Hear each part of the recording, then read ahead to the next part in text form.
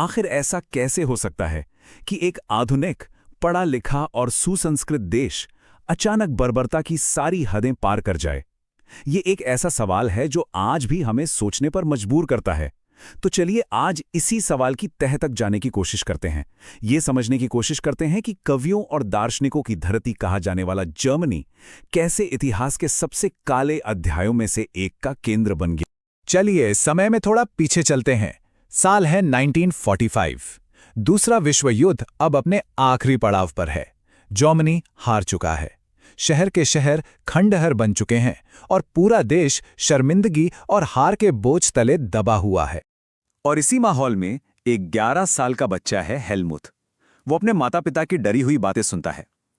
उसके पिता, जो कट्टर नाजी समर्थक थे, अपनी पत्नी से कहते हैं, अब ये लोग हमारे साथ वही करेंगे जो हमने अपाहिजों और यहूदियों के साथ किया। और अगले ही दिन वो खुद को गोली मार लेते हैं। ये कहानी भले ही एक परिवार की हो, लेकिन इसमें उस वक्त के लाखों लोगों का डर, अपराध बोध और हताशा छिपी हुई है। तो सवाल यही उठता है कि कोई पूरा का पूरा देश इस मोड़ पर आखिर पहुंचा कैसे? इसका जवाब एक शब्द में नहीं है। ये असल में एक परफेक्ट स्टॉर्म जैसा था। मतलब कई संकट एक ही समय पर एक साथ आ गए। चलिए एक एक करके इस तूफान की हर लहर को समझते हैं। तो इस तूफान की जो पहली और शायद सबसे विनाशकारी लहर थी, वो थी पहले विश्व युद्ध से मिले गहरे घाव। 1918 में जब जर्मनी पहला विश्व युद्ध हारा, तो जीतने वाले देशों ने उस पर एक बहुत ही सख्त, कह सकते हैं अपमानजनक संधि थोपी। जैसा कि इस नक्शे में दिख रहा है, जर्मनी से उसकी जमीन, उसके संसाधन और सबसे बढ़कर उसका गौरव, सब कुछ छीन लिया गया। वर्साई की इस संधि की शर्तें वाकई में कमर तोड़ देने वाली थीं। सोचिए, जर्मनी ने अपना 13% इलाका और 10% आबादी गंवा दी। उसकी सेना को खिलौना बनाकर रख दिया गया। और इन सबसे भी बढ़कर युद्ध छेड़ने का सारा दोष अकेले जर्मनी पर डाल दिया गया और उस पर 6 अरब पाउंड का भारी भरकम जुर्माना लगा दिया गया। इस अपमान ने पूरे देश के अंदर गुस्से और बदले की एक ऐसी आग जला दी जो कई सालों तक सुलगती रही। इसी उथल-पुथल के बीच जर्मनी में एक नए लोकतंत्र का जन्म हुआ, जिसे वायमार गणराज्य कहा गया। अब कागज पर तो यह सब बहुत अच्छा लगता है, एक नई लोकतांत्रिक सरकार, सभी को वोट देने का अधिकार, लेकिन हकीकत कुछ और थी। ज्यादातर जर्मनी लोग इस सरकार से नफरत करते थे। उन्हें लगता था कि यही सरकार उनकी हार और अपमान के लिए जिम्मेदार है। वो इसके नेताओं को नवंबर के अपराधी कहते थे, क्योंकि उनका मानना था कि इन लोगों ने सरेंडर करके देश की पीठ में छुरा घोंपा है। तो अपमान और राजनीतिक अस्थिरता तो थी ही। अब इस तूफान में एक और लहर आकर जुड़ गई, जिसने मानो आग में घी डालने का काम किया। वो थी आर्थिक तबाही। 1923 आते आते सरकार ने युद्ध का हर्जाना चुकाने के लिए इतने ज्यादा नोट छाप दिए कि देश की मुद्रा यानी पैसा कागज का टुकड़ा बनकर रह गया। हालत ये हो गई थी कि एक ब्रेड खरीदने के लिए लोगों को ठेले में भरकर नोट ले जाने पड़ते थे। इकोनॉमिक्स की भाषा में इसे हाइपर इन्फ्लेशन कहते हैं। आसान भाषा में कहें तो जब पैसा अपनी कीमत पूरी तरह खो दे। सोचिए, किसी की पूरी जिंदगी की बचत रातों रात जीरो हो गई। इससे पूरे देश में एक डर और अविश्वास का माहौल बन गया। अब जैसे तैसे जर्मनी इस संकट से उभर ही रहा था कि 1929 में एक और बड़ा झटका लगा। अमेरिका में महामंदी यानी द ग्रेट डिप्रेशन आ गया। इसका असर तो पूरी दुनिया पर हुआ, पर जर्मनी पर इसकी मार सबसे गहरी पड़ी। अमेरिका से मिलने वाले कर्जे बंद हो गए, फैक्ट्रियां बंद हो गईं और देखते ही देखते 60 लाख लोग बेरोजगार हो गए। पूरा देश एक बार फिर गहरी निराशा में डूब गया। अब ये जो आंकड़े हैं ना, ये कहानी को बिल्कुल साफ कर देते हैं। ये दिखाते हैं कि आर्थिक तबाही और राजनीतिक उग्रवाद का कितना गहरा नाता है। देखिए, 1928 में जब हालात थोड़े ठीक थे, तब नाजी पार्टी को सिर्फ 2.6% वोट मिले थे।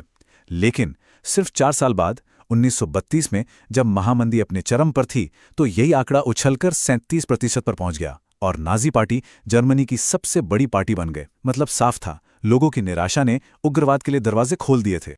और इस निराशा और गुस्से की आग में अपनी राजनीतिक रोटियां सेकने के लिए एक आदमी और उसका आंदोलन पूरी तरह से तैयार था। ये दो तस्वीरें उस वक्त की पूरी कहानी बयां करती हैं। एक तरफ है बेरोजगारी और लाचारी की लंबी कतारें और दूसरी तरफ है नाजी रैलियों का भव्य तमाशा, जहां डिसिप्लिना और ताकत का प्रदर्शन हो रहा है। हिटलर ने लोगों को अराजकता की जगह व्यवस्था का, कमजोरी की जगह ताकत का और निराशा की जगह एक गौरवशाली भविष्य का सपना बेचा, और एक हताश देश उस सपने को खरीदने के लिए बेताब था। हिटलर के वादे बहुत सीधे और लुभावने थे।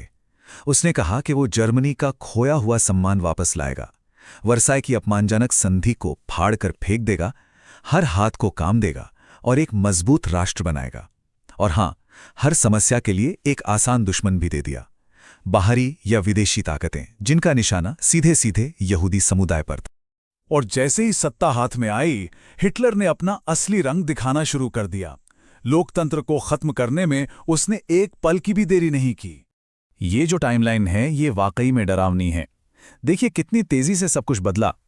30 जनवरी 1933 को हिटलर चांसलर बना। 1 महीने के अंदर ही संसद में एक रहस्यमयी आग का बहाना बना के उसने सारे नागरिक अधिकार खत्म कर दिए। बोलने की, लिखने की, इकट्ठा होने की आज़ादी, सब खत्म। और फिर 23 मार्च को इनेबलिंग एक्ट पास करके उसने सारी की सारी शक्तियां अपने हाथ में ले लीं। बस 59 दिनों के अंदर जर्मनी का लोकतंत्र एक तानाशाही में बदल चुका था। एक बार तानाशाही स्थापित हो गई तो फिर शुरू हुआ आतंक का राज। दूसरी, सभी पॉलिटिकल पार्टियों को बैन कर दिया गया, ट्रेड यूनियनों को खत्म कर दिया गया, मीडिया, सेना, अदालतें, सब पर नाजियों का कब्जा हो गया। गेस्टापो जैसी खुफिया पुलिस और एसएस जैसे क्रूर दस्तों को खुली छूट दे दी गई कि वो किसी भी तरह के विरोध को कुचल दें, और विरोधियों के लिए खास यातना शिविर यानी कॉन्सेंट्रेशन कैंप्स बनाए गए। तो इस मजबूत जर्मनी के वादे का, इस समाधान का अंजाम क्या हुआ? इसका नतीजा इतिहास की सबसे भयानक त्रासदियों में से एक था, होलोकॉस्ट। ये अचानक नहीं हुआ। ये एक सोची समझी, ठंडे दिमाग से की गई प्रक्रिया थी। इसके 3 चरण थे। पहले, यहूदियों का सामाजिक बहिष्कार किया गया, उनकी नागरिकता और अधिकार छीन लिए गए। फिर उन्हें घिट्टो यानी तंग बस्तियों में भूखा मरने के लिए कैद कर दिया गया। और आखिर में उनका सामूहिक संहार किया गया, मृत्यु शिविरों के गैस चेंबरों में। ये सिर्फ जूतों का ढेर नहीं है। हर एक जोड़ा एक इंसान की कहानी थी, एक जिंदगी थी। ये ढेर उन 60 लाख यहूदियों और उनके अलावा लाखों और लोगों का प्रतीक है, जिप्सी, विकलांग, राजनीतिक विरोधी, जिनकी नाजी हुकूमत ने बेरहमी से हत्या कर दी थी। तो हम इस पूरी कहानी को पास्टर मार्टिन निमुलर के इन शब्दों के साथ खत्म करते हैं। ये इतिहास महज एक कहानी नहीं है, ये एक चेतावनी है। ये हमें याद दिलाता है कि जब कहीं अन्याय होता है तो चुप रह जाना कितना खतरनाक हो सकता है। ये एक चेतावनी है कि कैसे आर्थिक संकट और राष्ट्रीय अपमान का फायदा उठाकर नफरत की राजनीति एक पूरे समाज को जहर से भर सकती है और लोकतंत्र को तबाह कर सकती है। और सबसे बड़ा सवाल ये है कि क्या आज हम इस चेतावनी को सुन रहे हैं?